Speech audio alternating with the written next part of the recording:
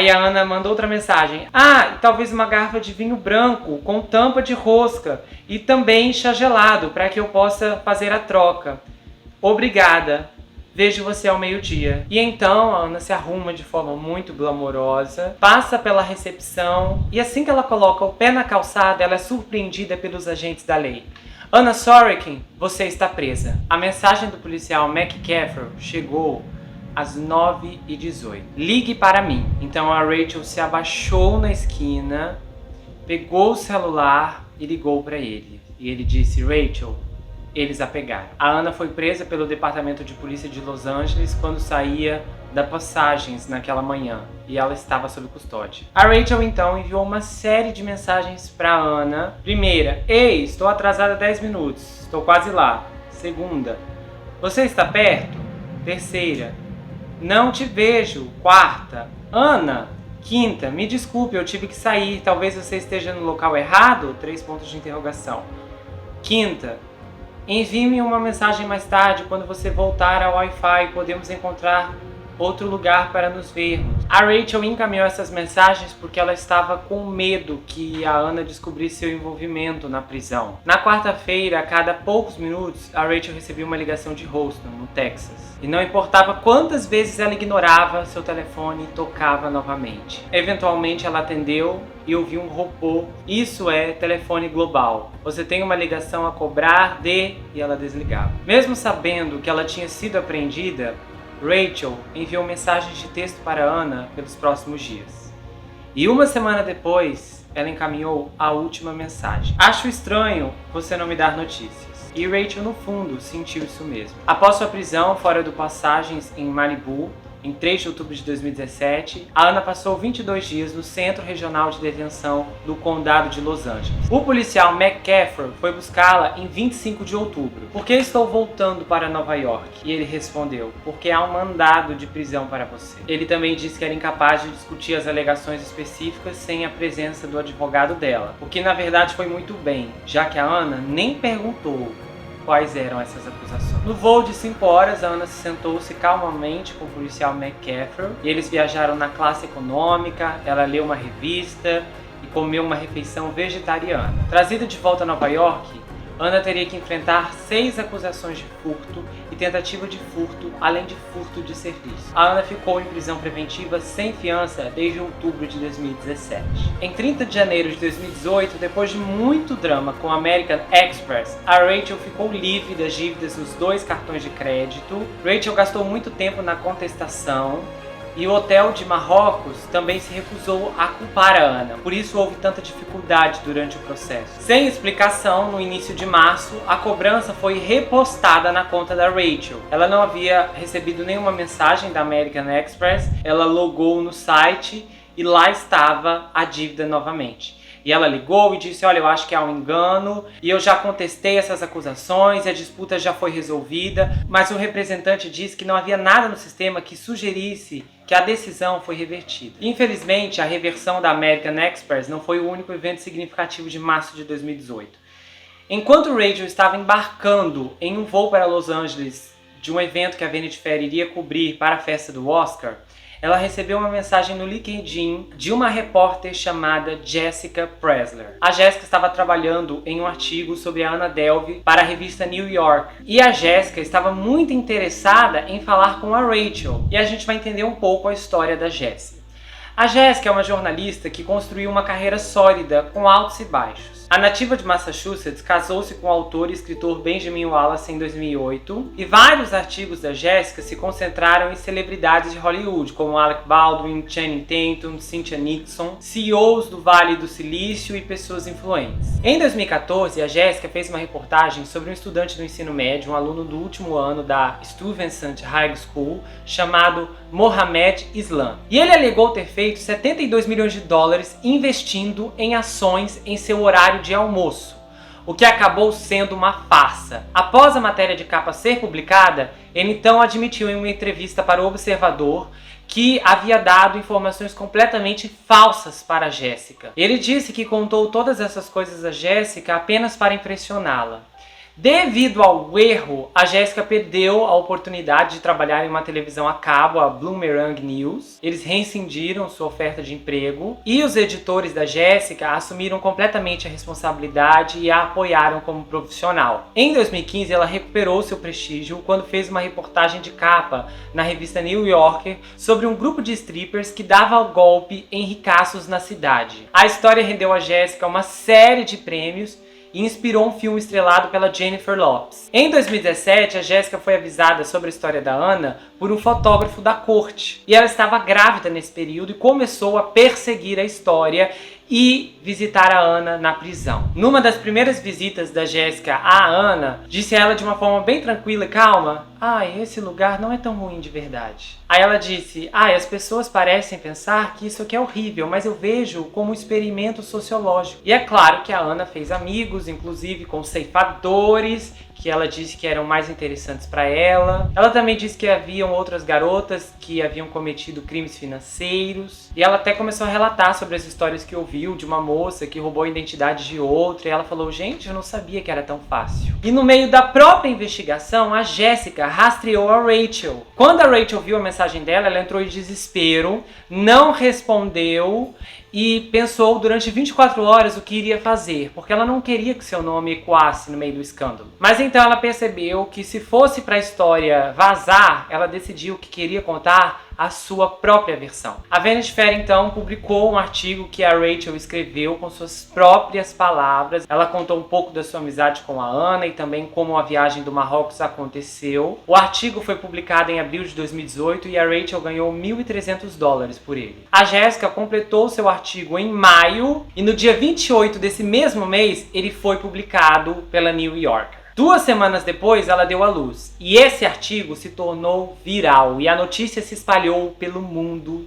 todo. E é no artigo da Jéssica que a verdade sobre a Ana vem à tona. Anna Sorek nasceu na Rússia em 1991 e mudou-se para a Alemanha em 2007. Nessa época ela tinha 16 anos e seu irmão era mais novo. Os pais dela pediram para ficar em anonimato após serem rastreados e até a época que essa entrevista foi concedida, as notícias sobre a Ana não haviam chegado na pequena comunidade rural onde viviam. Então a Ana frequentou o ensino médio em Weschweiler, que era uma pequena cidade da classe trabalhadora, a 60 quilômetros da Polônia, perto da fronteira belga e holandesa. E os colegas da Ana lembram dela como quieta, como um domínio pesado do alemão. Seu pai havia trabalhado como motorista de caminhão e depois como executivo em uma empresa de transportes, até que ele se tornou insolvente em 2013, quando abriu uma empresa de aquecimento e refrigeração, especializada em dispositivos energeticamente eficientes. A família apoiou a Ana até certo ponto. Depois que ela se formou no ensino médio em 2011, ela se mudou primeiro para Londres, onde estudou no Central St. Martin's College, e depois desistiu e voltou para Berlim, onde estagiou no departamento de moda de uma empresa de relações públicas, antes de se mudar para Paris, onde conseguiu um estágio cobiçado na revista Purple. A Ana disse para Jéssica que o sobrenome Delv era um nome de solteira da sua mãe, mas os pais negaram e disseram que não tem nenhum Delv na família. Eles também revelaram que pagaram por suas acomodações, seu aluguel e outros assuntos, e a Ana sempre garantiu para eles que esses custos eram o melhor investimento. Então provavelmente eles bancaram a Ana durante toda a sua estadia em Paris. Os pais dela ficaram com muito medo de serem envolvidos em toda a dívida que ela conseguiu construir, o que é claro foi sugerido a toda Nova York, das pessoas irem atrás deles e reivindicarem cobranças. E na prisão a Ana disse a Jéssica que seus pais tinham grandes expectativas sobre ela, que eles sempre confiaram nela e com as decisões que ela tomou, e que talvez agora eles devem se arrepender. Ao longo das conversas da Jéssica e da Ana, ela nunca admitiu qualquer culpa, embora tenha dito que se sentia mal pelo que aconteceu com a Rachel. E ela ainda na época falou que estava muito chateada pela forma como as coisas aconteceram, mas que da cadeia ela não poderia fazer nada. Ela poderia fazer alguma coisa se fosse solta. A Ana também reclamou da caracterização que o New York Post deu a ela como uma aspirante a socialite. E ela disse a Jéssica: olha, eu nunca tentei ser uma socialite. Eu jantei, sim, mas meus jantares eram de trabalho. Eu só queria ser levada a sério. E ela também disse que não gostava do retrato que o promotor público público dava ela como uma desonesta gananciosa que havia cometido uma série de esquemas apenas para ir às compras. A Ana disse, inclusive, que se quisesse todo esse dinheiro que estavam acusando-a, ela poderia ter conseguido, sim, de uma forma muito mais rápida e melhor. Uma das frases muito marcantes que a Ana disse a Jéssica foi que a resiliência é difícil de encontrar, mas não capital. Durante as entrevistas da Jéssica, a Ana parecia mais interessada em expressar seus planos para criar a Fundação Ana Delvey do que qualquer outra coisa. E ela relatou sobre as constantes reuniões, conversas por e-mail, chamadas telefônicas. E ela disse que achava que realmente seu sonho de construir a fundação iria se concretizar. Ela relatou que se divertiu durante todo o processo e que, claro, poderia ter feito algumas coisas erradas, mas que isso não diminuía as centenas de coisas boas que ela havia feito bem. Nessa época, com a repercussão do artigo da Rachel também, ela recebeu uma oferta para escrever um livro contando sua história, e essa oferta partiu da renomada editora Simon & Schuster, e um acordo foi firmado em $300 mil. A HBO também pagou a Rachel $35 mil pelos direitos de adaptação do livro para o canal de televisão a cabo. Ao mesmo tempo, Shonda Rhimes, uma produtora badalada do campo de televisão, adquiriu os direitos do artigo da Jéssica para produzir uma série baseada na história da Ana. Acontece que muitas pessoas passaram a elogiar a Ana pelos seus feitos, inclusive a Rachel ficou muito indignada quando no outono de 2018 ela estava andando quando de repente viu um homem com uma camisa branca com as palavras "falsa herdeira alemã". E ela foi pesquisar no Google e ela descobriu então várias camisetas inspiradas na Ana. E ela achou, por exemplo, uma outra camisa que dizia: "Minha outra camisa vai te pagar $30 mil". E isso a deixou completamente incomodada, saber que as pessoas estavam rindo de algo que havia lhe causado tanto sofrimento, ainda mais com as pessoas que estavam levantando bandeiras, situando a Ana como uma heroína anti-establishment. Vários usuários da mídia social começaram a campanha Liberte Ana, e a repercussão tomou vários contornos. A Ana foi encarcerada em Rikers Island durante o julgamento, onde teve 3 infrações por mau comportamento, inclusive ela brigou, desobedeceu ordens e foi colocada em um confinamento solitário durante o Natal. Os promotores ofereceram repetidamente a Ana de 3 a 9 anos atrás das grades em troca de uma confissão de culpa. Mas o advogado de defesa dela, o Todd, disse que a Ana revelou a ele que Rikers não era tão ruim assim. E a Ana disse que só aceitaria o acordo caso eles oferecessem a ela de 1 a 3 anos de prisão. E a história da Ana pode até ter impressionado os executivos da Netflix,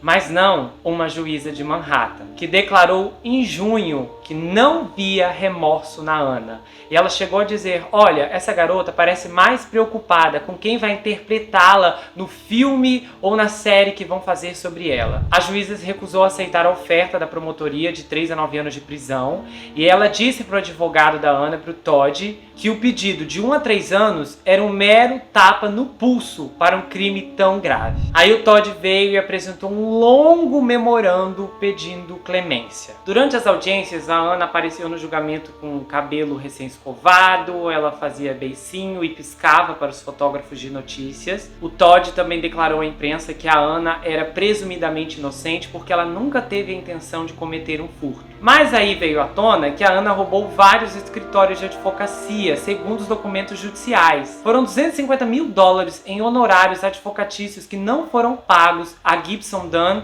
e Croucher. Esse escritório foi o responsável pelas tentativas de negociação quando a Ana estava tentando alugar a Park Avenue South, onde ela planejava abrir o clube dela. A juíza também permitiu que os jurados ouvissem as revelações das pesquisas que a Ana fez no Google, incluindo termos como falsificação de extratos bancários, gerar falsos relatórios de pontuação de crédito e falsificar extratos bancários. Quando o julgamento dela começou em 2019, a Ana teve uma emergência de moda no tribunal e ela acabou tendo que se vestir como uma plebeia. Ela fez com que seus advogados lutassem para conseguir uma roupa barata para sua aparição na seleção do júri, quando, inadvertidamente, ela foi levada à Suprema Corte de Manhattan em uma roupa de prisão. Então o advogado da Ana, temendo que as roupas dela pudessem facilitar uma convicção de culpada, ele fez um associado correr para a loja de roupas H&M e gastar gastar $200 em algo que não gritasse presidiária. Então, depois de muito drama, a Ana finalmente apareceu no tribunal em um blazer preto e um suéter bege. A equipe jurídica até tentou comprar para ela um par de saltos de agulha de fino bico, mas o departamento de correção os considerou muito perigosos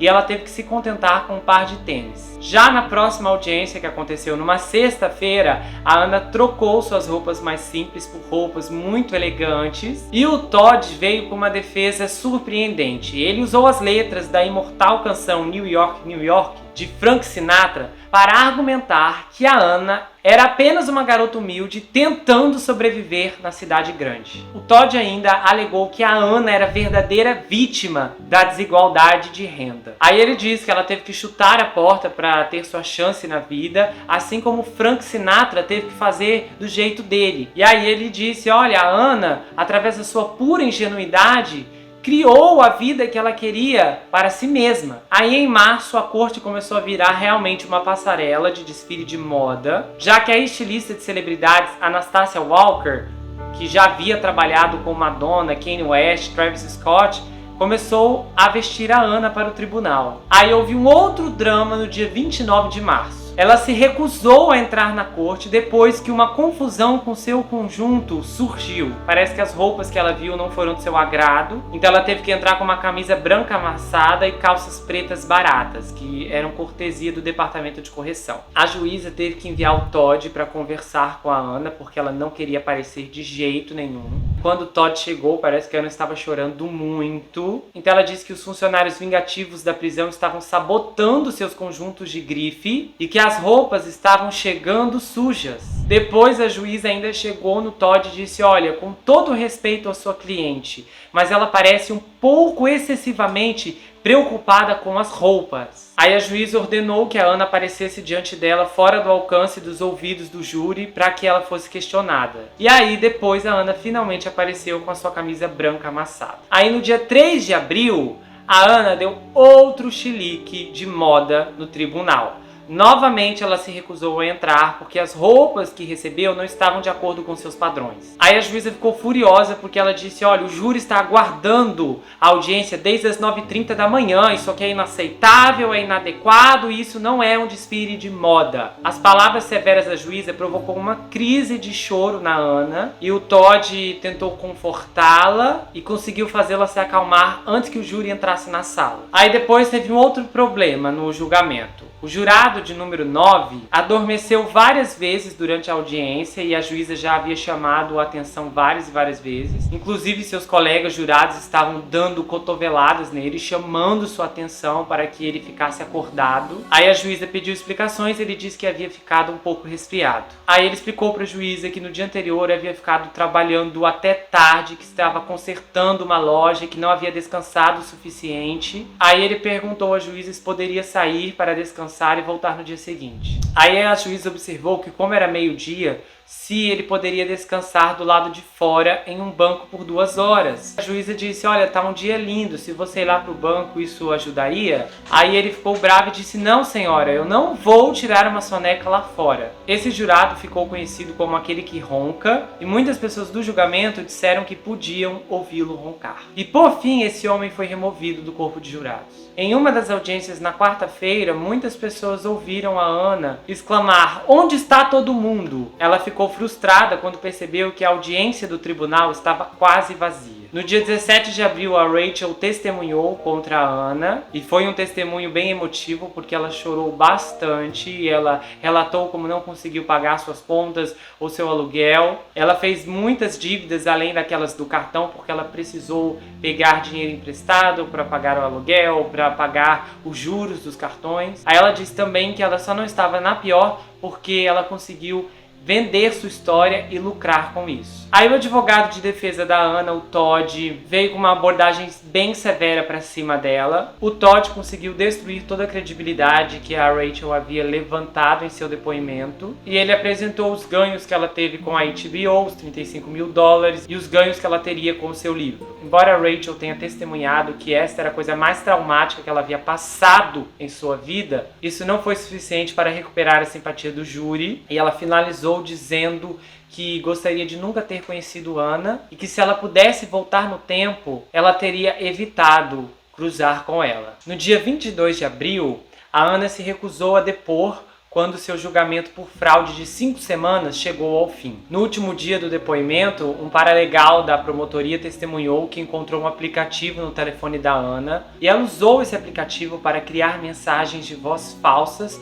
supostamente do banco, para as vítimas. Ela também enganou amigos, empresas e hotéis em mais de 275 mil dólares e tentou obter um empréstimo de 22 milhões em 2 bancos, enviando documentos fraudulentos. Aí o argumento final do advogado foi que a Ana não era uma fraude maior do que Frank Sinatra e que a Ana era igual ao cantor. Ela falsificou seu próprio sucesso até que o conseguisse de verdade. E ele mais uma vez envolveu o nome do cantor quando disse que a agência do Sinatra pagava mulheres para aparecer em seus shows e assim promoveria interesse das pessoas pelos seus eventos. E aí ele disse ao júri: você tem que se colocar no lugar dela. Todo dia você ouve falar de pessoas arriscando tudo por negócios, aproveitando as oportunidades, exatamente igual a Ana fez. E ele disse que, embora a conduta da Ana não fosse ortodoxa, não podia ser considerada um crime. Aí ele chamou a Rachel de oportunista e falou que ela merecia um Oscar por sua atuação no tribunal. E disse: quanto pior for a história dela, mais dinheiro ela ganha. Resumindo,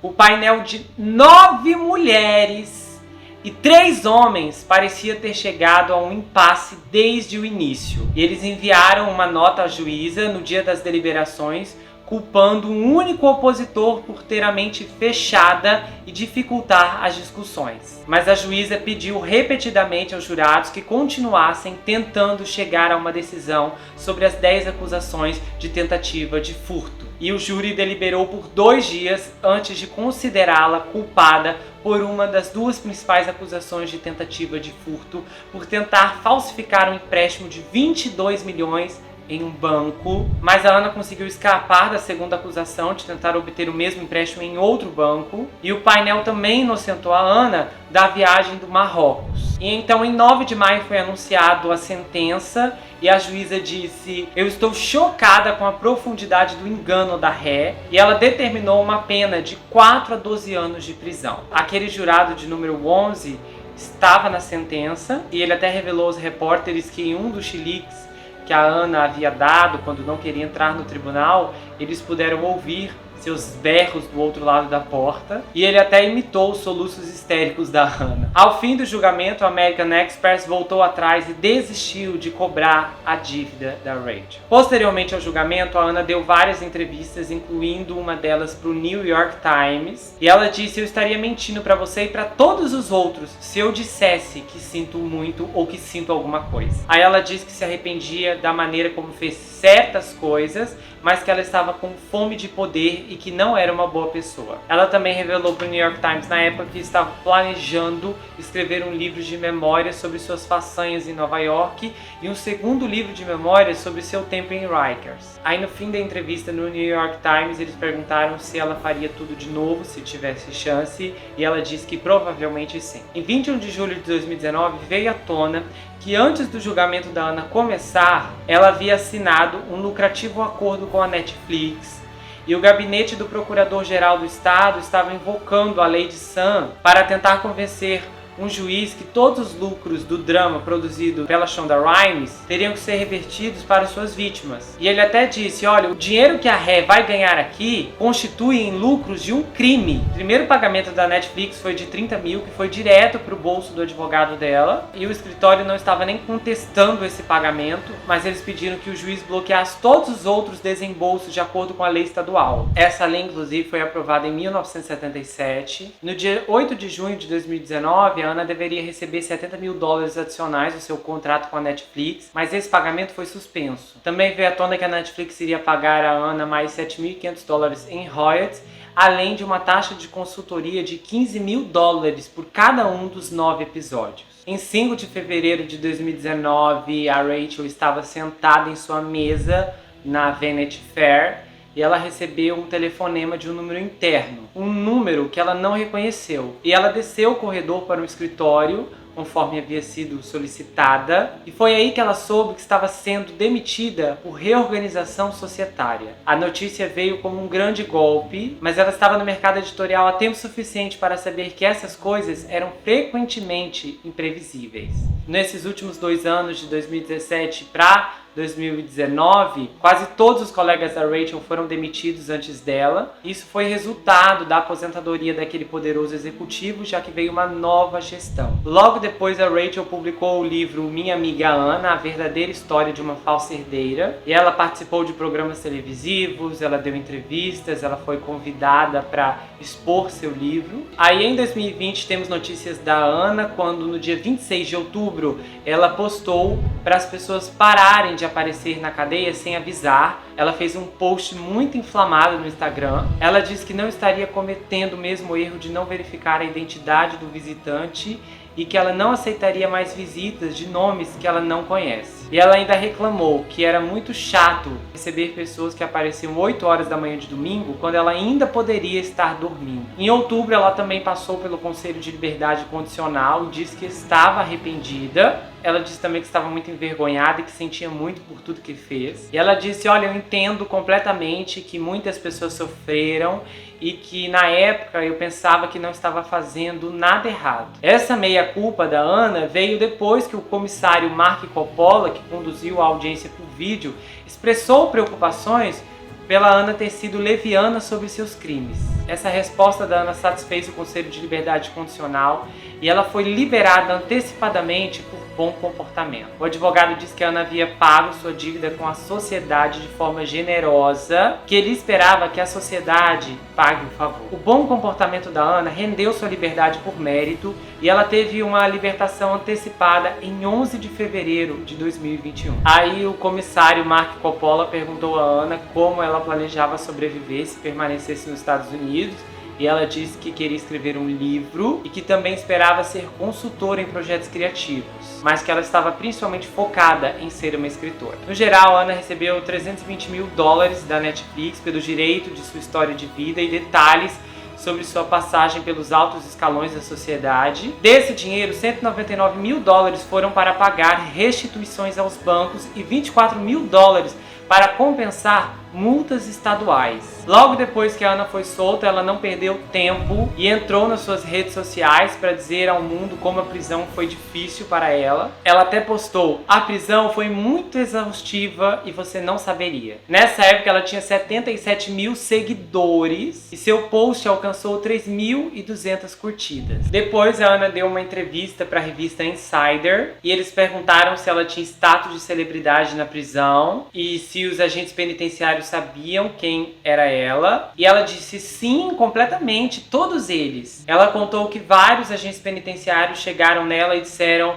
ai meu Deus, eu amo sua história, estou te seguindo no Instagram. Ela disse que nem todos os agentes gostavam dela, mas que ela se dava bem com a maioria. A Ana revelou também que tinha 10 caixas cheias de papelada onde escreveu suas palavras sobre sua presença nas penitenciárias. E ela disse que seu ponto seria sobre toda a inutilidade da coisa toda. Ela concluiu que eles simplesmente desperdiçaram o tempo dela e o dinheiro de todos. Enquanto a Ana estava presa, ela conseguiu um emprego confortável na academia. Então a Insider também perguntou sobre arrependimento e a Ana disse que arrependimento era um sentimento inútil. Logo depois a Ana foi vista fazendo compras na Sephora, depois com roupas caras, novas e com alguém filmando-a o tempo inteiro. Ela contratou uma empresa alemã para fazer um documentário sobre sua vida. No Dia dos Namorados, às 8h35 da noite, ela postou no Twitter que iria fazer uma live dentro de 35 minutos e ela colocou outro tweet: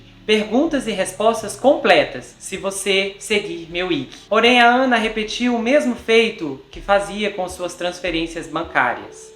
Inicialmente ela disse que estava tendo problemas técnicos. Depois ela postou: preciso de mais 5 minutos e eu nunca deixaria vocês na mão. E mantendo-se fiel à sua forma, Ana nunca apareceu para a tal live prometida. Depois ela foi entrevistada pelo Good Morning America e ela disse que seu tempo na prisão foi terapêutico. Depois ela foi entrevistada pela BBC e ela revelou que havia sido inundada com pedidos de ofertas de mídia desde que havia saído da prisão. Eles também perguntaram se o crime compensa e ela falou que de fato sim, que o crime compensa e que para ela valeu. Depois ela deu uma entrevista para uma emissora australiana e disse que não cometeu crime nenhum, que não roubou nada e que nunca disse a ninguém que era rica. Aí o entrevistador perguntou a ela: mas Ana, e as gorjetas que você dava no hotel? As pessoas pensavam que você era rica. Aí ela respondeu: se as pessoas se impressionam com notas de $100, não sei nem o que dizer. Nesse tempo, a Neff deu entrevistas dizendo que continuou amiga da Ana e ela nunca falou mal nem da Rachel ou Casey. Só que a vida glamourosa da Ana estava prestes a despencar novamente. O Departamento de Imigração e Alfândega dos Estados Unidos apreendeu a Ana cerca de 6 semanas após sua libertação em fevereiro de 2021. Desde então, ela está detida no Orange County Correctional Facility e ela está aguardando a deportação para a Alemanha, que ela inclusive está contestando legalmente. Um juiz de imigração decidiu que se a Ana fosse libertada, ela teria capacidade e inclinação para continuar a cometer atos fraudulentos e desonestos, em suas palavras. E até algumas semanas atrás, essa história estava fora das manchetes, mas uma segunda onda emergiu quando a série limitada da Netflix, Inventando Ana, estreou no dia 11 de fevereiro no mundo inteiro. São vários episódios de 58 a 82 minutos cada. Com várias pessoas descobrindo a história, muitas pessoas se interessaram pela vida da Ana e ela teve um salto gigante de seguidores no Instagram. Em entrevista ao New York Times esse ano, a Ana estava com um tom mais brando. Ela disse que sentia muito por ter recorrido a essas ações e que as pessoas pensam que ela está glorificando o crime, mas que ela não estava fazendo isso. A Ana disse que sentia muito por suas ações do passado, pelas escolhas que fez, e ela também disse que sentia que o mundo não seria um lugar melhor se mais pessoas tentassem ser como ela foi no passado. A forma como a Rachel foi retratada na série chocou a fotógrafa, que foi convidada por vários veículos de comunicação para emitir sua opinião, e em entrevistas ao Good Morning America, Evan Stanford e outros, a Rachel expressou praticamente o mesmo sentimento, o sentimento de desaprovação. Ela disse em entrevista à Vanity Fair que acha que a série promover toda essa narrativa e celebrar uma criminosa sociopata narcisista era comprovadamente errado. A Rachel diz que a Ana é uma criminosa e que a história a beneficia, criando uma narrativa projetada para criar empatia por um personagem que causou problemas a várias outras pessoas. A Ana, bastante incomodada com as afirmações da sua ex-amiga, fez uma série de stories em seu Instagram, contestando o fato de que, apesar das reclamações de Rachel prevalecerem até os dias de hoje, ela lucrou muito com isso e que, convenientemente, a Rachel se esqueceu de mencionar que ela foi atrás do advogado da Ana na ideia de ambas escreverem um livro juntas. E a Ana disse que tinha como provar, pois ela tinha as documentações que mostravam esse contato. Só que ela não postou no story isso, então é a palavra dela. A Rachel foi procurada por veículos de comunicação e ela negou totalmente e disse que jamais tentaria entrar em contato para escrever um livro com alguém que causou tanta dor em sua vida. A identidade do namorado da Ana é parcialmente sigilosa. Não há uma definição exata além daquele nome que eu já contei para vocês anteriormente. E na verdade tudo aponta que tenha sido realmente esse rapaz, baseando-se nos testemunhos das outras pessoas envolvidas, incluindo a Rachel. Mas como essa questão se manifestou de uma forma misteriosa por conta da série, a Ana sugeriu que revelaria a identidade do seu ex-namorado a partir de lances de $10 mil. Então ela informou que os veículos de mídia que quisessem poderiam entrar em contato, dar seu lance e quem tiver o maior lance ganha o nome do rapaz. Esse ano, a Ana assinou um contrato com a Bunny Murray Productions para estrelar um reality show sobre sua vida após a prisão e ela já está trabalhando em seu livro e também em um podcast. A Neff recentemente se mudou para Los Angeles e ainda tenta seguir a carreira de diretor. ela também trabalhou no set da série Inventando Anna e recentemente ela completou seu primeiro roteiro de TV. Os direitos para a adaptação do livro da Rachel expiraram e a HBO teve que devolver os direitos a ela. Atualmente a Rachel trabalha como fotógrafa e consultora criativa. Jessica Pressler atualmente é correspondente especial da Vanity Fair e sim, ela é seguida pela Anna no Instagram. E a Jessica também revelou que viu a Anna pela última vez há alguns meses. Atualmente a Anna tem 31 anos. Eu tenho muitas coisas para comentar hoje, tenho que fazer análise do festival, do Billy McFarland e, claro, da Anna. E eu vou começar falando sobre a série da Netflix. Eu só assisti a série porque muitas pessoas me mandaram mensagens pedindo a minha opinião, querendo saber o que eu estava achando. E como foram muitas mensagens e a partir de um ponto eu percebi que as pessoas estavam se confundindo com o que estava sendo mostrado lá e o que eu estava narrando aqui, eu fiquei curioso para ver qual era o nível de distorção que a série estava promovendo. E eu achei essa minissérie de 9 episódios muito arrastada, altamente desfocada. Eu acredito que para quem conhece ou para quem conhecia a história antes de ver os episódios, fica muito decepcionado, porque eles tinham uma oportunidade muito grande de trabalhar em cima de um desenvolvimento de uma história que já é fantástica por si só, em termos criativos, e a série transformou completamente toda a estrutura da história. Eles criaram uma bagunça narrativa violenta ali dentro, chega a ser cansativo, e literalmente fica nítido que o programa não sabe por onde ir. A protagonista da história é a jornalista Vivian Kent, que representa a Jéssica.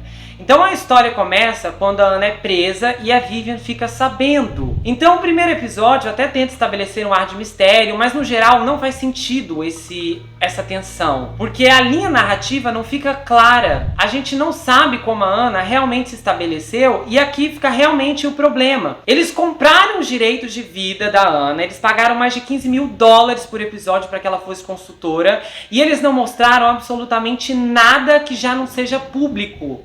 Toda a linha do tempo, que seria profundamente interessante saber como ela conseguiu o dinheiro das gorjetas, das outras coisas, não, eles não mostraram isso.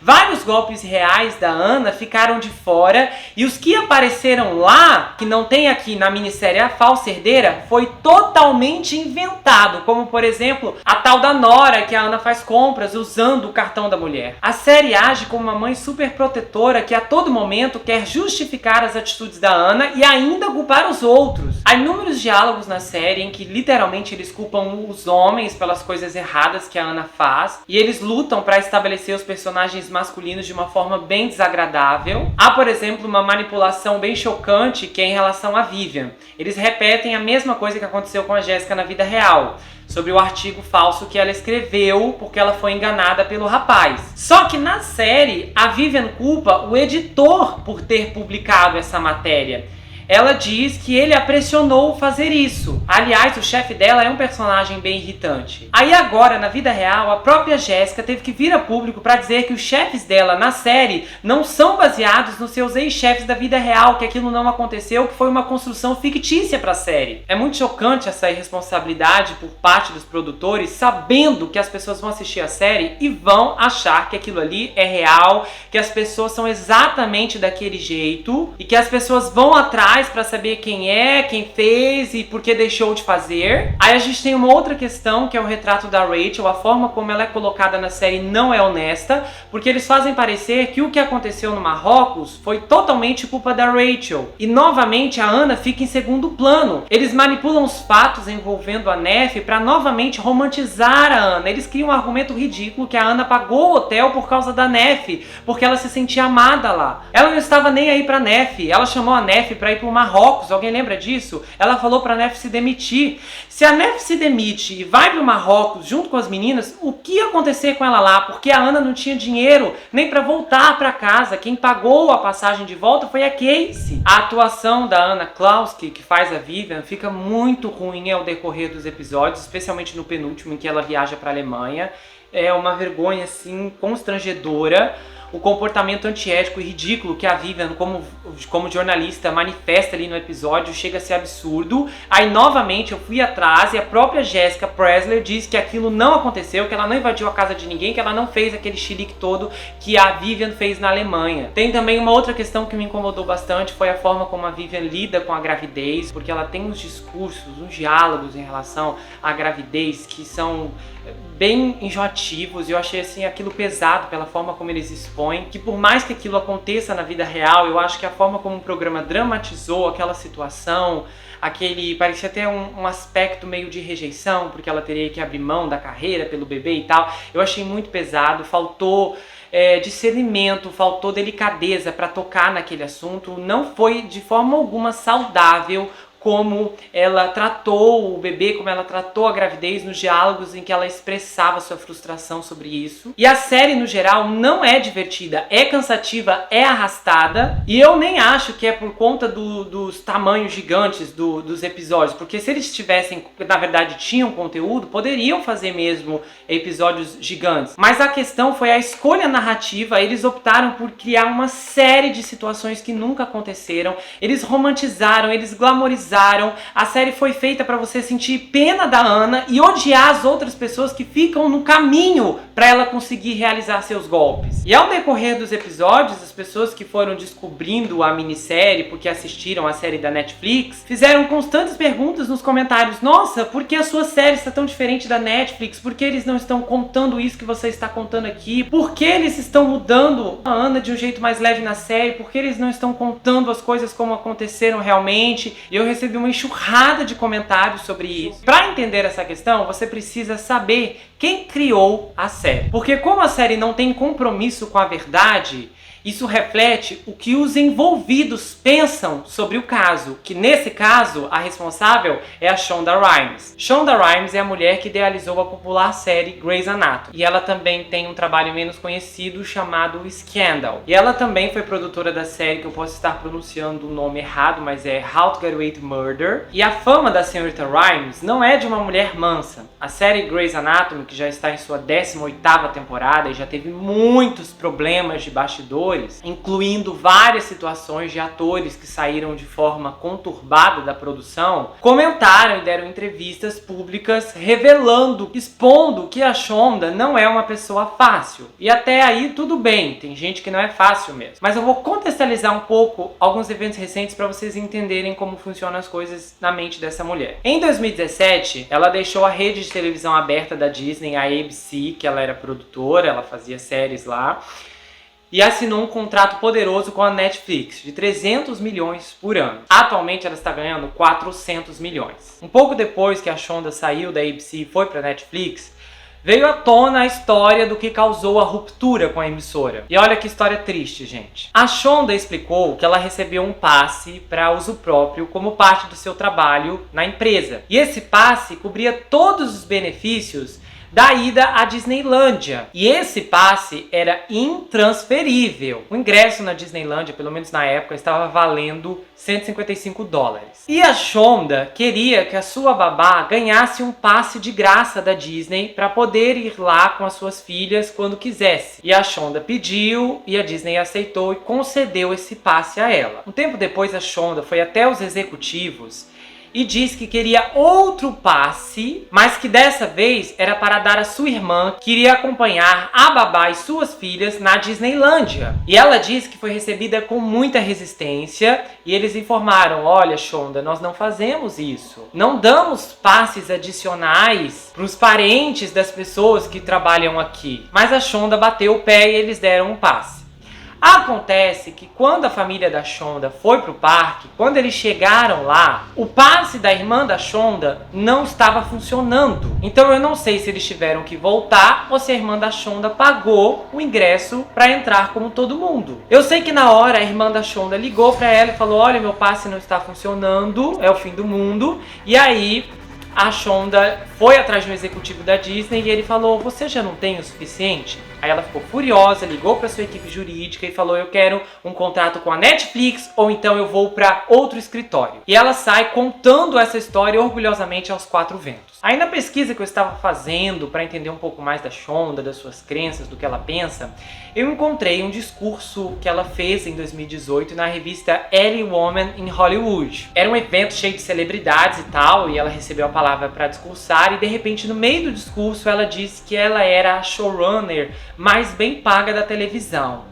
E que ela descobriu que ao longo das temporadas de Grey's Anatomy, a série é protagonizada pela atriz Ellen Pompeo. Ela sentou com a Ellen e elas descobriram que elas não eram apenas funcionárias da rede, mas que elas eram a própria rede e que ela estava cansada de ser modesta sobre o seu sucesso. Eu soube também que ela adotou sua primeira filha em junho de 2002 e depois ela adotou uma menina em fevereiro de 2012. E em setembro de 2013, ela deu as boas-vindas à terceira filha por meio de barriga de aluguel. Então ela diz com muito orgulho que é mãe solteira e também se apresenta como uma defensora das mulheres. E eu fui atrás das entrevistas recentes dela para ver o que ela comentava sobre a série, as entrevistas agora de fevereiro. E eu destaquei algumas questões para trazer aqui para vocês. Numa dessas entrevistas recentes, a entrevistadora perguntou como ela se sentia sendo uma das mulheres mais poderosas da televisão.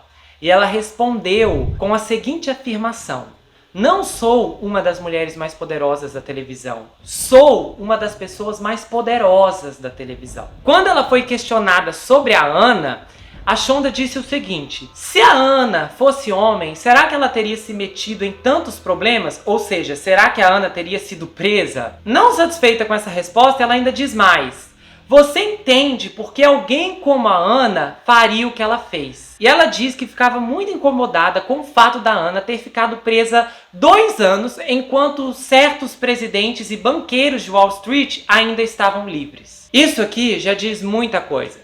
Para Shonda Rhimes, a Ana não fez nada de errado. E se ela fez, foi não ser o eficiente o bastante para evitar ser pega. Agora, quem assistiu a série entende por que ela é ruim, porque ela reflete completamente como a criadora se sente. E é aqui que a gente vê mais um papel de desserviço da televisão. Essa mulher que já tem um ego enorme, que não cansa de dizer para os quatro ventos que ela é maior, que ela é maioral, que ela pode, que ela faz, que ela acontece, ela ainda se acha no direito de culpar todas as vítimas, e nós já vamos falar sobre a responsabilidade das pessoas que caíram nos golpes da Ana, mas ela se diz defensora das mulheres, defendendo uma bandida, uma criminosa, que em prol de outras pessoas que eram mulheres, que foram enganadas e que poderiam ter caído em uma situação muito pior, como a situação lá no Marrocos, aquela viagem que poderia ter terminado de uma forma muito trágica. E tudo isso em cima de uma ideologia que ela acredita, assim como seus parceiros e como seus colegas de Hollywood, que a gente já viu em muitos casos aqui, que passam a mão por cima de crimes absurdos, como a história do que inspirou o filme Olhos Famintos. É só quem não conhece vai lá assistir e você vai ficar chocado que até o diretor do Poderoso Chefão está envolvido no meio de uma aberração durante as gravações de um dos filmes que vai ser mencionado lá. Então há toda uma visão de vida que influencia as pessoas, porque você assiste a série e você acha que é lindo o que ela está fazendo, se você não tem uma mentalidade para separar, se você não tem uma mentalidade para condenar aquilo na hora, para não sentir prazer, para não achar engraçado, para não achar lindo, você entra na onda e é assim que muitas pessoas começam a fazer coisas erradas baseadas em experiências até mesmo fictícias, porque a gente sabe que a televisão influencia muito a cabeça das pessoas, e isso faz com que muitas pessoas possam se sentir motivadas a ir, a tentar e a chegar mais longe e não ser paradas ou bloqueadas aonde a Ana falhou. A atriz que interpreta a Ana, eu também fui atrás dela e ela deu uma entrevista e foi perguntado o que ela achava sobre a série, sobre a Ana, e ela disse que a série era sobre pessoas que lutavam com sua identidade porque tem medo de rejeição e fracasso. O mais interessante aqui é que em Hollywood as vítimas dos vigaristas sempre ficam em segundo, terceiro, quarto, quinto plano ou então nem aparecem. Porque a mídia sempre romantiza o criminoso. Justiça nada tem a ver com empatia, não tem conexão com o fato de você gostar ou desgostar das vítimas. A partir do momento que o indivíduo foi feito de vítima, ele foi passado para trás, ele foi enganado, ele não tem que ser tratado como se ele fosse o enganador e o enganador como se fosse o herói. Os vigaristas deixam muitos danos financeiros em seus rastros, causam muita dor entre as pessoas que são atingidas. E muitas vezes esses indivíduos são homenageados em livros, em filmes, como Prenda-me se for capaz. Não há ofertas de livros ou filmes para as vítimas. Atores de primeira linha, como Leonardo DiCaprio, não interpretam alvos ou perdedores, mas interpretar golpistas é o mais interessante. E isso só se consolida ainda mais com a entrevista que eu achei da Neff, porque depois que ela declarou publicamente que ainda continuava amiga da Ana, a entrevistadora perguntou se isso não poderia acabar com a possível carreira dela em Hollywood. Sabe o que ela disse? Não, isso só aumentou minha credibilidade. Muitos produtores entraram em contato comigo para me avisar que ia dar tudo certo na minha carreira. A Netflix conseguiu contornar a lei, fechando um acordo com a Ana muito antes do julgamento. Eles pagaram suas despesas durante o julgamento e ainda sobrou um pouco para ela hoje, que é muito dinheiro. Agora eu vou começar falando sobre o Fare Festival e o Billy McFarland, que foi inclusive a história que abriu a minissérie. Aliás, na série o Billy chega a aparecer em um episódio e o Fare Festival é mencionado em outro. Então algumas pessoas foram atrás e acabaram se deparando aqui também com a história. E o caso dele é bem interessante porque em uma situação onde não há muita supervisão, principalmente no palco de todo o desastre que era o Fare Festival, porque estava acontecendo em uma ilha nas Bahamas e não há autoridades para fazer devidas fiscalizações, as pessoas estão longe para verificar se tudo está acontecendo como planejado, os maquiavélicos sempre prosperam. Então, quanto mais ocultos e distantes das fiscalizações eles estiverem, mais tranquilidade eles sentem para tocar o barco do jeito que acham que devem. E a loucura do Billy é astronômica porque ele queria que o festival desse certo, não por causa das pessoas que estavam indo lá. Eu vi alguns comentando aqui, mas ele queria que o festival funcionasse, ele foi até o fim. Gente, ele foi até o fim porque ele tinha interesse no aplicativo. O aplicativo seria promovido no festival e o aplicativo era o grande chamariz para as riquezas e fortunas que ele achava que iria conseguir com o aplicativo. Ele seguiu em frente, mesmo com todas as circunstâncias dizendo não porque ele se importava com as pessoas, não porque ele se importava com o que os outros iriam pensar, mas porque ele se importava com a oportunidade que ele teria para apresentar o aplicativo do Fare Music. E na personalidade do Billy, a gente pode ver uma tríade sombria, um conjunto de 3 traços de personalidade socialmente aversivos, como narcisismo, maquiavelismo e psicopatia. E é muito interessante porque em várias situações de fraude, paradoxalmente, algumas pessoas enganam porque acreditam que o que estão fazendo é realmente ético. Por exemplo, para obter um empréstimo para sua empresa,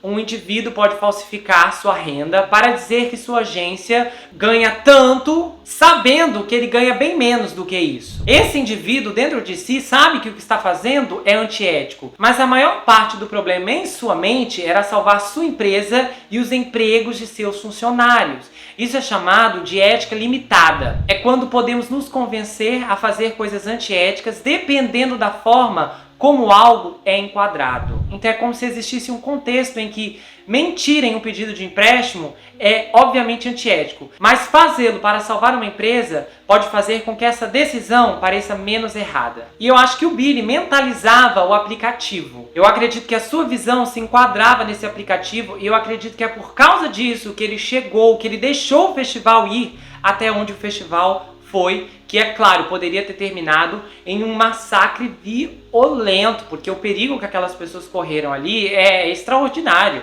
Aquele caso me chocou tanto que eu falei, gente, eu preciso trazer essa história, porque eu só descobri esse caso quando eu estava pesquisando a história da Ana. E na história da Ana apareceu a conexão entre ambos. E aí eu fui atrás de matérias, artigos e fiquei completamente chocado com tudo que li. E aí, com a resolução desastrosa do Fairy Festival, a gente tem a participação da mídia, que é horrível como sempre. Vamos lá. O Billy enganou milhares de pessoas para comprar ingressos que prometiam ser transportadas a uma ilha tropical repleta de modelos, celebridades e artistas de música de primeira linha, além de acomodações confortáveis e alimentação. Em vez disso, quando as pessoas chegam, elas se veem com todo o oposto que foi prometido, se veem presas, lutando por itens essenciais de sobrevivência, como água, comida, em uma cidade repletas de barracas caindo aos pedaços.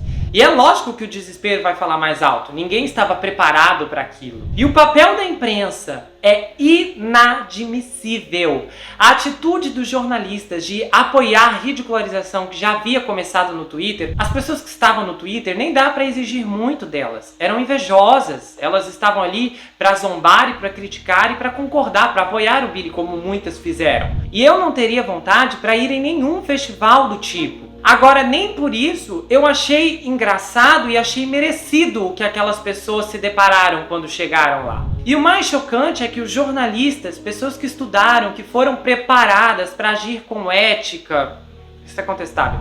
Transmitir a notícia com parcialidades também é contestável, mas eles dizem que aprendem isso. Começam a ridicularizar centenas de pessoas que estão desesperadas em uma ilha fora do país. É chocante. Aquele jornalista dizendo que o que estava acontecendo na ilha eram problemas de pessoas brancas é berrante. E esse mesmo indivíduo diz que luta contra o racismo. Mas a partir do momento que eu ironizo um problema, porque eu acho que apenas pessoas de uma raça específica estão enfrentando aquele problema, o que isso me torna? E aí a gente engata em outro assunto. Quando a série da Netflix lançou, eu abri o meu Instagram de manhã, eu acho que foi no dia mesmo que saiu, e eu tinha visto um post, se eu não me engano, da Folha de São Paulo, contando a premissa da série e falando que a história era real. E aí eu fui ler os comentários e eu tirei print de um monte deles que vocês vão ver agora. Olha o que as pessoas comentaram. Deu golpe em milionário,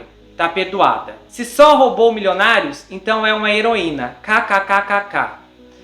Enganou milionários igual. Visionária, maravilhosa e heroína. Outra. Passa o pano fácil. Uma série de mulher enganando homens milionários? Já quero ver. KKK. Se ela enganou milionários, ela não é golpista. Ela é heroína. Deu golpe em milionários. Eu já gostei dela. Certíssima. Eu não tenho empatia com milionários. Homem golpista. Aí a moça colocou 3 carinhas bravas. Mulher dando golpe em homens. Aí ela colocou 3 emojis fofos e escreveu lindíssima reparação histórica. Outra, inspiração. Para começar, milionários nem deveriam existir, então o reparo social foi feito. Passa o pano sim, milionário pisa na cabeça de todo mundo. Meu final de semana será melhor depois dessa notícia. Assistirei e passarei pano sim. E ainda colocou 2 corações. Ela enganou os idiotas que acreditaram, só está sendo presa porque os babacas ficaram com raivinha. Mas quantas pessoas no planeta já foram enganadas com produtos ou serviços desses mesmos empresários? Rico? Ah, então não é roubo, é reparação social. Próximo. Golpista? Heroína, isso sim. E colocou um coração. Vamos, galera, mulheres. Gear Power. Reparação social, eles deram golpe em quantas? E colocou palminhas. Deu golpe em milionários, eu passo pano. E ver pobre tendo empatia por gente snob. O que eu tenho a dizer sobre essas pessoas? Para começar, elas nunca irão prosperar financeiramente. Essas pessoas são cheias de crenças limitantes que as impedem de avançar. E por isso elas invejam quem avançam. Tem um monte de milionários desprezíveis, não por conta do dinheiro que elas têm, mas por conta das suas próprias personalidades. Mas esse não é o foco. Essa postura se resume à inveja e a ressentimento. A mentalidade das pessoas está baseada no que elas ouvem os outros dizer. Rico é ruim, rico é mau, rico é mesquinho. Sabe quando essas pessoas serão ricas? Nunca! O cérebro fará de tudo para impedi-las de chegar a esse patamar, porque elas alimentaram o cérebro com essas crenças equivocadas. Essas pessoas tendem a ser menos produtivas e esforçadas porque elas estão sendo condicionadas a acreditar que alguém deve vir socorrê-las, que alguém deve redistribuir a riqueza, porque a Ana não redistribuiu nada. Ela só causou prejuízo e gastou tudo consigo mesma. As pessoas acham que quando o dinheiro dos ricos for distribuído, as coisas vão ficar melhor, mas não vão. Porque a educação financeira é essencial para a prosperidade. Se você tem educação financeira, você vai saber gerir e multiplicar o seu dinheiro mesmo tendo pouco. E é por isso que 50% dos brasileiros têm problemas com dívidas e por isso que 50% dos casais que entram em crise financeira se divorciam, porque eles não sabem lidar com o dinheiro nem com a crise que a ausência dele pode causar. E é por causa desse tipo de mentalidade das pessoas que comentaram nesse post que muitos milionários ficam ainda mais milionários. Porque muitos deles sabem que quanto mais ignorante as pessoas forem, menos concorrência eles terão. Você acha que algum milionário vai concorrer com essas pessoas do post? Você acha que algum deles vai criar alguma coisa que vai revolucionar o mercado? Nunca. Você acha que se um milionário ler aqueles comentários ele vai ficar triste? Pelo contrário, ele vai achar maravilhoso. As pessoas acham que estão lutando contra um sistema, mas na verdade elas estão prejudicando a si mesmas. Porque o que eu mais vejo são milionários, repito, o que eu mais vejo são milionários reproduzindo exatamente esta mesma crença. Ser milionário é ruim. Outro dia eu li uma matéria sobre um homem que é milionário aqui no Brasil, ele é brasileiro e ele faz posts, ele contrata até outdoor para falar mal de milionários, para dizer que ser milionário é ruim, ser milionário é negativo. Só que ele é milionário, ele continua com o dinheiro dele, ele continua gastando, comprando e indo para onde quiser. Enquanto as outras pessoas que estão apoiando o post dele, estão aplaudindo, continuam no mesmo lugar. Isso se chama desvio de crenças e manipulação financeira. A manipulação começa na mente. Aquilo que eu acredito vai definir a forma como eu vou lidar com o meu dinheiro. E às vezes, se você tem dificuldade do dinheiro parar na sua mão, você precisa rever as suas crenças, você precisa rever aquilo que você acredita. É por isso que muitas pessoas têm problemas financeiros constantes e não conseguem lidar com o dinheiro por maior que sejam seus salários. Repense o que você acredita sobre dinheiro, repense o que você acredita sobre finanças. Nunca é tarde para aprender e deixar de acreditar coisas que são erradas e que só nos fazem mal. Agora, finalmente, a gente vai chegar na Ana. E a Ana é muito interessante a personalidade dela, porque ela é arrogante, rude, grossa. E esse comportamento não é incomum de pessoas ricas. Já vimos muitas pessoas ricas tratarem mal. Tem uma história aqui que eu vou trazer para vocês em breve, que o milionário, os empregados dele testemunharam posteriormente, que ele nem sabia o nome dos funcionários. E ele dizia, olha, eu não quero saber o nome de vocês, não quero que vocês me digam, vocês estão aqui apenas para me servir. E a Ana se baseou muito nesse tipo de personalidade para cimentar um mundo de ilusões que ela conseguiu arcar com gorjetas altas, roupas caras e hotéis glamurosos. É claro que o fato de que ela dizia ser alemã e herdeira ajudava na performance e ajudava na fábula. E eu sei que, por um lado, é difícil ouvir e achar que a pessoa que está bem ali na sua frente está retratando um monte de mentiras. Mas para muitas pessoas, tudo que elas precisam é mentir e em seguida achar alguém que vai acreditar. A Ana é uma mitomaníaca nata. Ela demonstrou sinais de transtorno de personalidade, comportamento de risco, sociopatia e muitos outros. E eu não acredito que ela se arrependeu verdadeiramente. Ela demonstrou ser incapaz de assumir responsabilidades. Ela demonstrou ser incapaz de assumir a sua verdadeira identidade. A pessoa que ela diz ser não é quem ela é. Na cabeça dela, ela deve achar que é herdeira. Talvez não dos seus pais alemães, mas que ela deve herdar algo de alguém, de algum jeito. E a Ana não é nenhuma novidade no mundo da psicologia, mas o que chama a atenção é tudo o que ela fez e as pessoas que ela enganou. E o mais irônico dessa situação é que ela não enganou milionários, Ela enganou pessoas de classe média de Nova York, com exceção da movimentação que ela fez para conseguir os 100 mil no banco. Os demais golpes foram orgânicos ou muito articulados. Então ela enganou pessoas que não tinham tanto dinheiro assim. Talvez pessoas que tinham limite de cartão de crédito um pouco mais alto, mas no fim não eram pessoas ricas. Isso revela o quanto ela aprendeu a explorar essa habilidade da enganação. Porque os golpistas tendem a descobrir coisas sobre nós para se parecerem conosco. Por exemplo,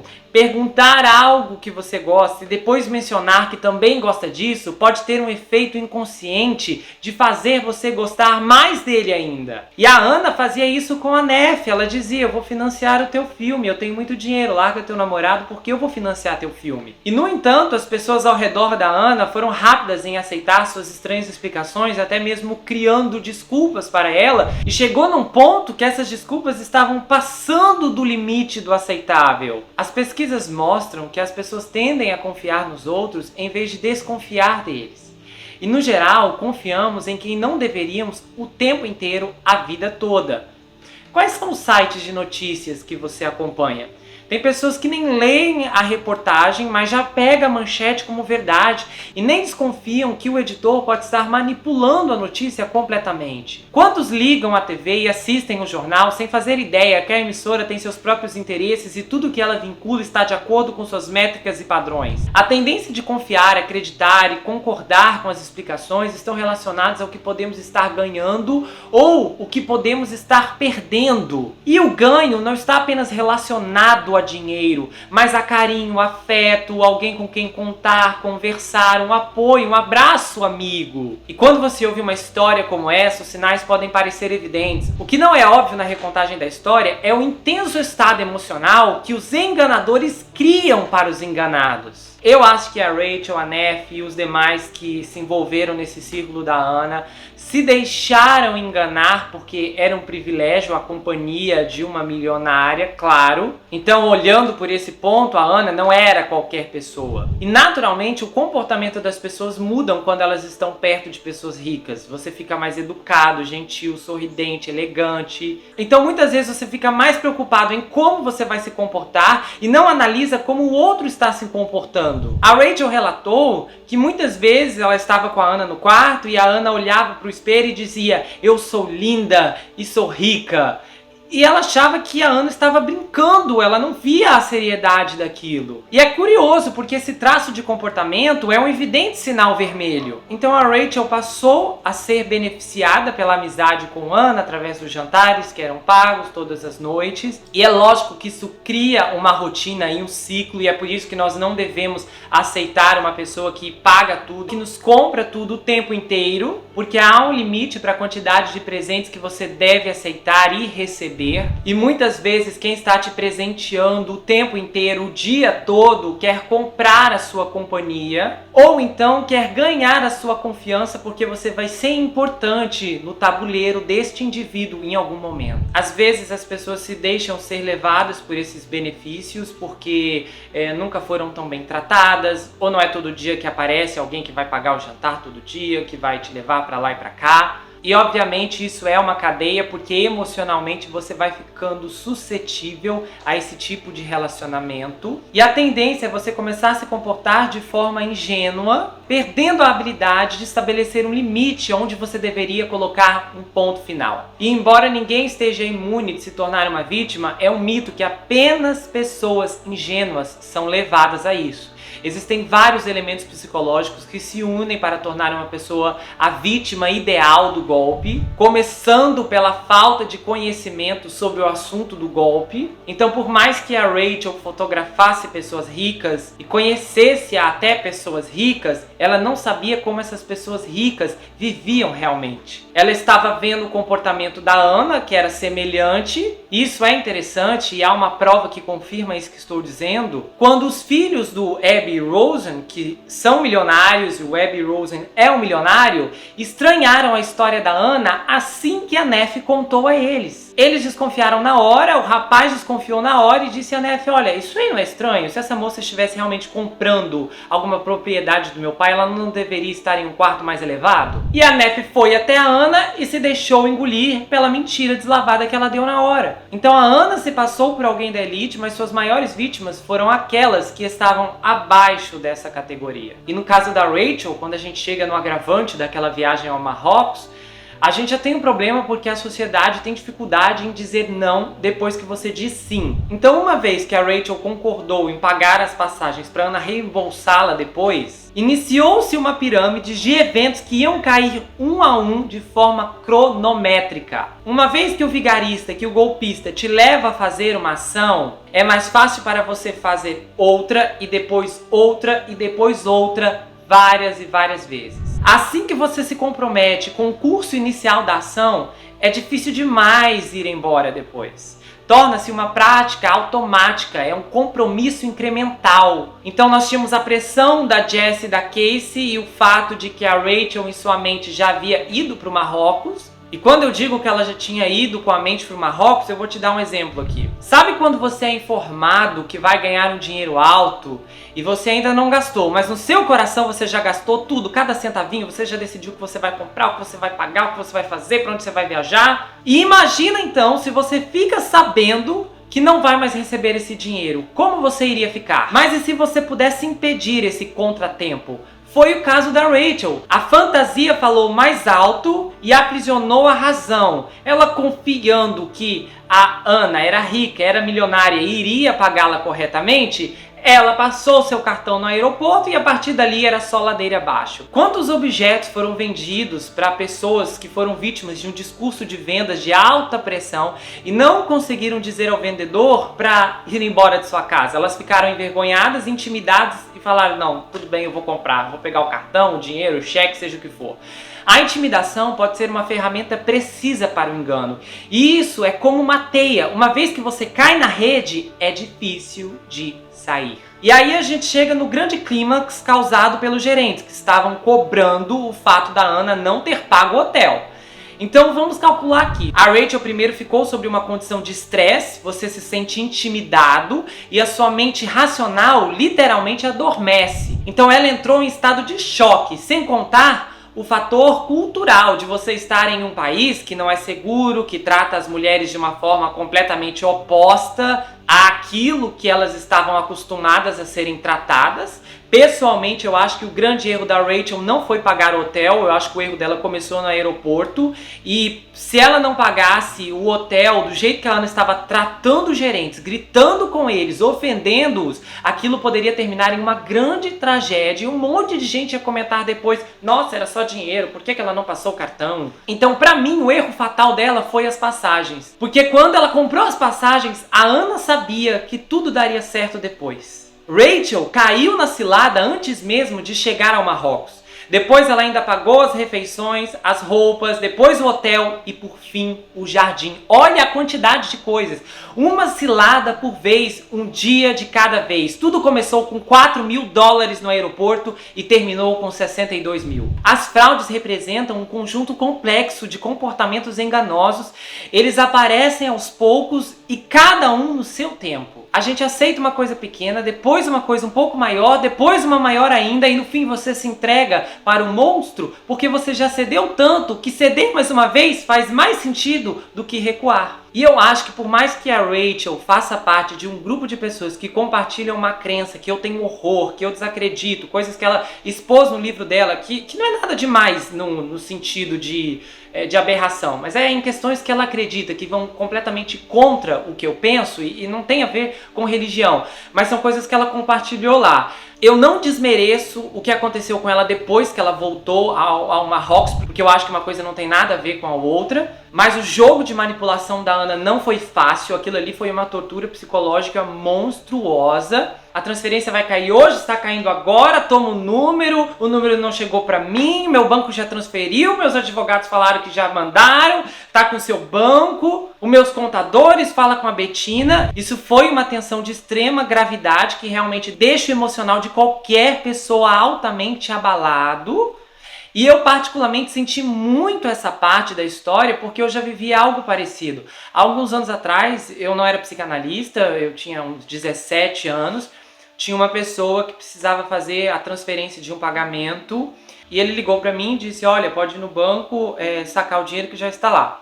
Isso foi numa segunda-feira. Eu fui segunda-feira de manhã, era na caixa, coloquei o cartão no caixa eletrônico, olhei o saldo e não tinha caído. Voltei para casa, depois meio-dia eu fui no banco novamente, coloquei o cartão e não tinha nada, voltei para casa, depois eu fui novamente mais tarde, olhei, não tinha nada. Na terça-feira eu repeti a mesma coisa, de manhã, de tarde e no fim da tarde. Na quarta-feira eu fiz a mesma coisa, o mesmo ciclo, na quinta e na sexta. Fui no sábado e no domingo eu desisti, falei, não sei o que aconteceu, mas esse dinheiro não caiu. Recebi uma ligação do mesmo indivíduo e ele me disse, Gustavo, o dinheiro caiu, viu, tá tudo certo, pode ir lá amanhã. Fui na segunda-feira, o dinheiro não estava, fui na terça-feira várias vezes, não estava, na quarta, na quinta e na sexta. Aí na sexta eu desisti e percebi que o dinheiro não ia vir nunca. Isso foi tão frustrante ali naqueles dias, porque foi tão cansativo. Teve dias ali que eu peguei fila, eu fiquei uma fila enorme para conseguir chegar no caixa. E assim, foi tão cansativo e eu senti muito isso ali da Rachel, principalmente porque a pressão que estava sobre ela era completamente extravagante comparada à minha. Ela tinha uma dívida ali de $62 mil e a gente sabe que as ameaças lá nos Estados Unidos são violentas, o pessoal não brinca em serviço quando se trata de dívida, sem contar que tinha a questão do cartão corporativo ser da Vanity Fair e ela até poderia ser acusada de um crime, de tentar roubar a empresa. E isso é fácil de refletir porque eu estava esperando, estava acreditando e a pessoa estava me fazendo de palhaço. E as pessoas que ela envolveu ali no meio corporativo, como advogados, como até mesmo o banco, podem ter entrado na ilusão porque normalmente as pessoas estão muito preocupadas em perder uma oportunidade. Em uma oportunidade talvez para a próxima grande coisa. E a forma como a Ana gerenciava as propostas dela era fazendo parecer que as ofertas tinham um tempo limitado. Então, o princípio da escassez sugere que as pessoas são mais propensas a serem atraídas por essas ofertas. E, posteriormente, ela fazia aquele ciclo da fixação fantasma. Olha, já fiz a transferência vai chegar hoje, amanhã, depois amanhã, semana que vem, meu banco. Aquele mesmo ciclo que ela usou com a Rachel. E a forma como pessoas como a Ana se veem é muito brutal. Porque primeiro, há o narcisismo. Basicamente, o pensamento é que eu sou importante e que as regras simplesmente não se aplicam a mim. Eles acham que se as pessoas são enganadas, então a culpa é delas. O interesse deles é o que importa, independente da consequência para os outros. E a Ana e o Billy têm muitos paralelos em comum. O Billy cometeu fraude antes do festival, durante o festival e depois do festival. Ele roubou o tempo inteiro. Ele não era um visionário, ele era um aproveitador. Eu vejo pessoas dizendo, nossa, como o Billy era brilhante. Gente, ele não era brilhante, ele não era super inteligente, ele era um vigarista. O mais grave nessas situações é que depois de tudo as pessoas pensam, fez tudo isso, mas ele era inteligente, ele era um fenômeno. Não, ele não era um fenômeno. As ideias dele não eram extraordinárias. Ele foi um rapaz que tinha uma visão de empreendedorismo e ele conseguiu engajar suas ideias, vender suas ideias e arrecadou financiamento, mas ele não criou nada que revolucionou a humanidade. A mentira e o engano estão tão glamorizados hoje em dia que as pessoas automaticamente pensam, se enganou, se conseguiu roubar, é porque é esperto, é inteligente, ele é demais. O fato de indivíduos como o Billy ou como a Ana sustentarem uma farsa por tanto tempo não tem nada a ver com a suposta inteligência que eles têm. Tem a ver com o talento para enganar e confundir. Essas pessoas são corajosas. Elas avançam enquanto outros recuam. Por isso elas vão tão longe. Porque elas persistem. E o fato de estarem se dando bem até certo ponto faz esses indivíduos acreditarem que são realmente especiais. A Ana disse para Jessica Presley em uma das visitas, ela disse, há uma quantidade limitada de capital no mundo, mas há um número limitado de pessoas talentosas. A Ana não era super inteligente, ela tentou ser sofisticada, mas ela não era brilhante.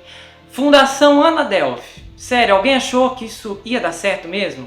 Se numa reviravolta absurda ela ganhasse o dinheiro para abrir a fundação, não ia demorar muito para essa fundação falir e deixar um rastro de prejuízos ainda maior. Sinto muito, Ana, mas para mim você tem menos potencial que o Billy. Ela se apresentava como rica, herdeira e alemã, mas na verdade era pobre, golpista e russa. Existem golpistas inteligentes? Existem, mas não é esse o caso aqui. Eles não são uma força da natureza. O Billy e a Ana são narcisistas que têm um grau excessivamente alto de interesse próprio, senso de direito, vaidade, desejo de poder, obsessão por autossuficiência e exibicionismo. Pela aparência externa, eles podem se vestir e parecer bem, se gabar de sua riqueza, status e círculos sociais. Além de projetar autoridade e importância, mas tudo isso é um fino verniz dourado deles, tentando fazer com que os outros reforcem o que eles sabem que não são de verdade. E é aí que nós chegamos na aparência,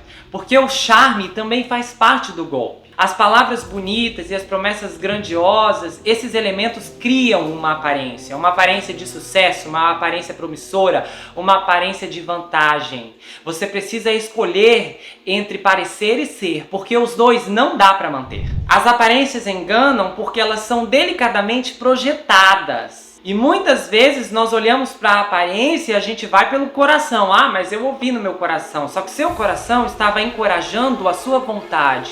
É por isso que a gente diz, faça isso de todo o coração, faça isso com o coração. Quer dizer o quê? Faça com vontade. As pessoas pensam que no coração está ali o centro da moralidade, a bússola da integridade. Mas não é, por isso que eu já ouvi pessoas, amantes, eu estou namorando um cara casado, mas eu sinto tanta paz no meu coração. Porque no coração está a vontade, o desejo de fazer aquilo. E os brasileiros têm problemas seríssimos com a aparência. Desde mostrar roupas supostamente caras nas redes sociais e mostrar o status de relacionamento, porque as pessoas sempre precisam saber com quem que você está namorando. Deus me livre se acharem que eu estou solteiro. E a gente está numa super cultura de fazer declarações o tempo inteiro nos stories. E depois o casal se divorcia, se separa ou então acaba como a Gabi Petito terminou. Mas eu fico fazendo declarações de amor nos stories porque eu quero que o meu amor veja. Será que você quer mesmo que ele veja? Ou você quer que os outros vejam?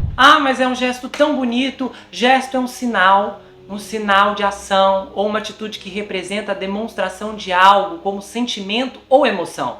E esse gesto, quando é autenticado, é direcionado a alguém, não a uma multidão de seguidores. As pessoas compram um tênis novo e postam.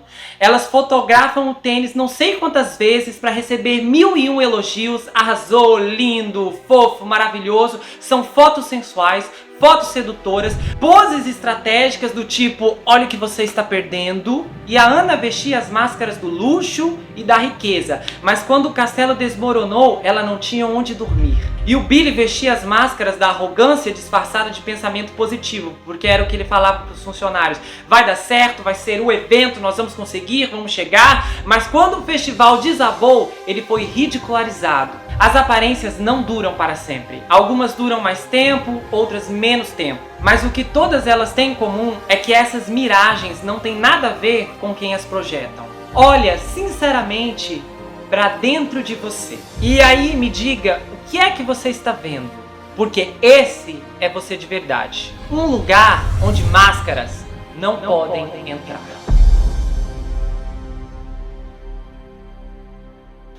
Pessoal, e chegamos ao fim de mais uma minissérie. Essa é a 4ª minissérie aqui do canal. Nós temos os Na Mira de Incendiários, o psiquiatra que roubou a vida do seu paciente, as mulheres do presidente e agora estamos concluindo essa. E esse foi um trabalho muito, mas muito divertido. Quando eu comecei a fazer a pesquisa desse caso, eu nunca imaginei que essa história iria tão longe, iria ficar tão grande. E a repercussão que esse caso causou aqui dentro do canal foi uma loucura, porque foi uma revolução. A gente mudou toda a programação para fazer com que a série fosse exibida quase que diariamente. E isso não foi um processo fácil. Muitas pessoas questionaram, por que não tem episódios maiores? Por que não sai 2 por dia? O processo de edição é altamente demorado, vocês não têm noção. E eu não tenho uma equipe de 50 pessoas que trabalha comigo para editar os vídeos. E muitas vezes, depois do trabalho estar pronto, a gente ainda depende do YouTube, porque nem sempre ele libera o vídeo na hora. E a questão de logística é muito grande, ainda mais quando você não está preparado para fazer algo desse tipo. Nós nunca tínhamos exibido uma coisa assim, quase que diária aqui no canal. Foi uma surpresa. E claro que, por exemplo, quem lembra, na época, a minissérie Na Mira de Incendiários foi exibido 6 dias seguidos. Só que ali, a minissérie já estava gravada há meses, eu tinha pesquisado há meses e tínhamos editado quase todos os episódios há meses. Só faltavam os últimos 2 casos serem editados. Então foi naquela época que a gente terminou a edição dos últimos 2 casos e nós decidimos lançar ali de forma diária, até para os episódios não envelhecerem, para não passar muito tempo e a gente ter um conteúdo mais velho para lançar lá na frente. Só que o caso da Ana tinha todas essas questões para lidar e assim, graças a Deus que quando a minissérie estreou, a pesquisa já estava toda pronta, os roteiros já estavam pré-montados e no decorrer da exibição eu tinha uma frente de 4 a 5 episódios gravados. Mas isso tudo gera um trabalho que é muito grande, que é realizado apenas por pouquíssimas pessoas. E eu sei que tem pessoas que comentaram que estavam chateadas porque eu não lançava mais de um episódio por dia, ou então que eu não lançava um episódio super gigante de 1 hora, ou então de 40 minutos, mas realmente não dava. Para lançar os episódios diários, eu precisava reduzir o tempo, porque senão não teria como ficar pronto para lançar no dia seguinte ao meio-dia. E eu espero que vocês tenham gostado dessa experiência. Essa minissérie foi muito divertida. Eu acho que teve surpresas muito interessantes no caminho, principalmente porque a série da Netflix estreou 1 semana depois que a Falsa Herdeira estreou aqui. Não deixe de conferir as nossas outras produções, O Psiquiatra que Roubou a Vida do Seu Paciente, As Mulheres do Presidente. Essa minissérie é tão boa, a história ali é tão incrível, é tão fantástica. E eu sei que tem muita gente que não conferiu, porque é só olhar a audiência dos episódios, é mais baixa comparado a esse aqui. Então vai lá, dá uma olhada, confira, assista, eu tenho certeza que você vai gostar. Também conheça meu livro, Perfeito Estranho, é um suspense incrível. Se você ficou agoniado e empolgado com o estilo da minissérie, com a transição de um episódio para o outro, é exatamente assim que esse livro foi escrito. Você pode adquirir o livro pelo meu site, você vai ganhar um pôster exclusivo, marcadores, o livro autografado se você quiser. Me siga no Instagram, Gustavo N Psicanalista, eu também tenho um canal no Telegram, eu mando áudios exclusivos, você é notificado em primeira mão sobre os lançamentos aqui no canal, inclusive várias coisas que eu revelo com antecipação por lá. Então venha, se junte a nós e a gente se vê no próximo caso. E não se esqueça que aqui você sempre vai ter um amigo.